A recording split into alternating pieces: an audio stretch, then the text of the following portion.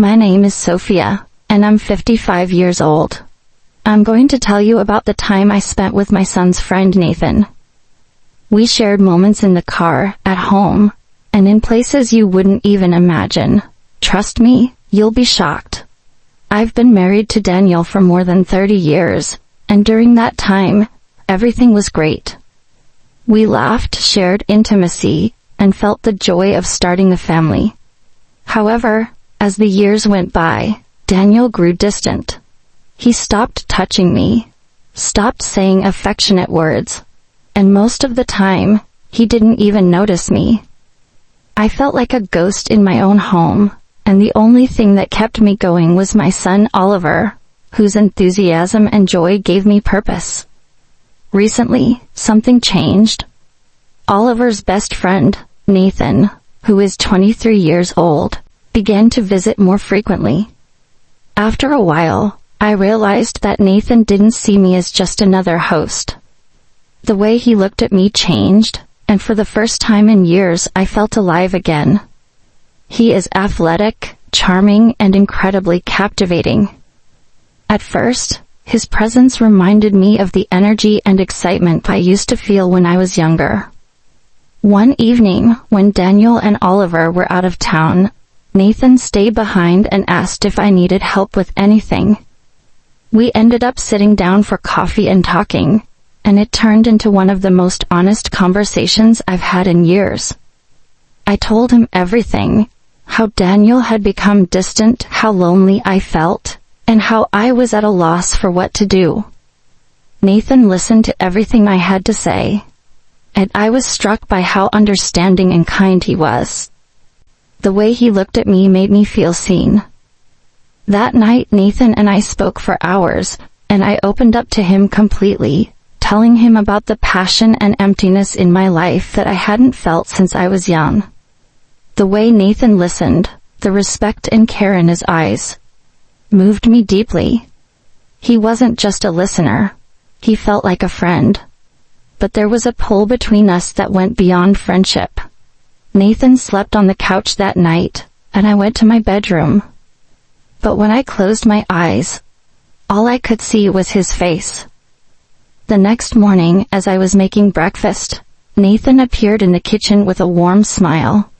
He said, "Good morning, Sophia. That smells amazing." As I smiled back, I realized my heart was racing faster than it had in years. For the next few days, Nathan kept stopping by. He knew I was alone until Oliver and Daniel returned, so he stayed around to keep me company and help out. But with each passing day, the distance between us grew smaller. One afternoon, as we sat in the backyard drinking tea, Nathan said, "Sophia, you know I'm really drawn to you, don't you?" I was surprised but also felt a rush of excitement. I didn't know what to say, so I just looked down. Then Nathan reached for my hand and whispered, "You're an incredible woman, and I need you to know that." That moment was a turning point. With a burst of courage, I didn't pull my hand away. I stopped worrying about whether it was right or wrong and followed my heart. Our connection evolved into something much more than friendship. Nathan gave me a sense of specialness and desire that I hadn't had in years. But this new bond also carried with it an internal conflict. I was always caught between right and wrong, and my relationship with Nathan overshadowed my marriage to Daniel. Yet every time I looked at Nathan, I couldn't deny the reality of the times we spent together.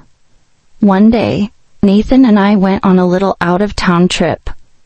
As we strolled along the beach, it felt like an escape.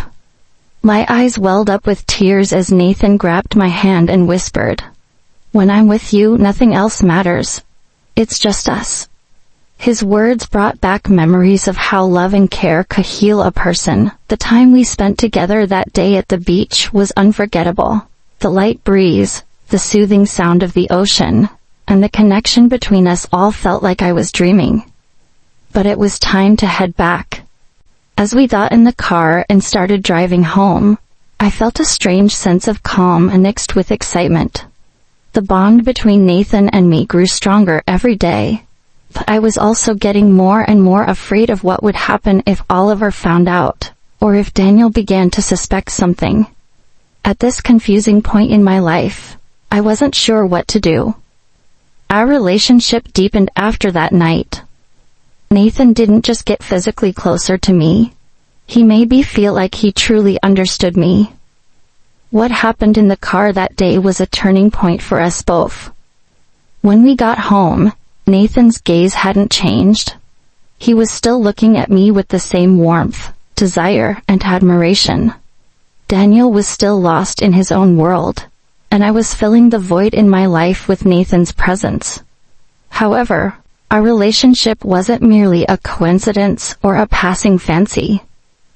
Every time we met, Nathan reminded me of something I had forgotten for years, that it's never too late to feel alive, loved, and desired. Our time together felt like little miracles in the middle of a routine day. His touch and soft words about how special he made me feel weren't just physical attractions. They were indications of a profound connection.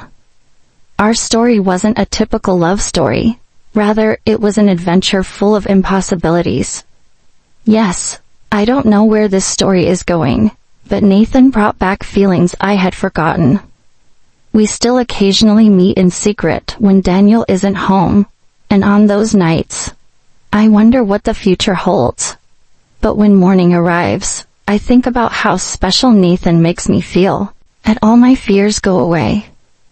Maybe I'm not doing the right thing, but for the first time in a long time, I feel like I'm truly alive.